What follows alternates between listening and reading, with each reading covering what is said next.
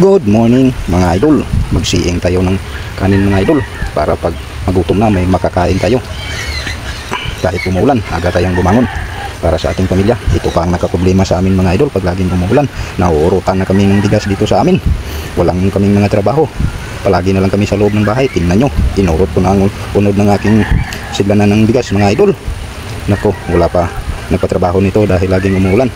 Hindi pa nga ako nakapunta doon sa bukid para maghanap ng makakain doon. Baka may makakuha ako doon ng kamuting kahoy doon sa aking mga tanong. Marami akong tanong dito pero hindi ako napapunta doon dahil malakas pang ulan. Pag maghihinto na itong ulan, pupunta na ako sa bukid mga idol para makakuha ako ng mga lagot-mon doon sa aming bukid mga idol.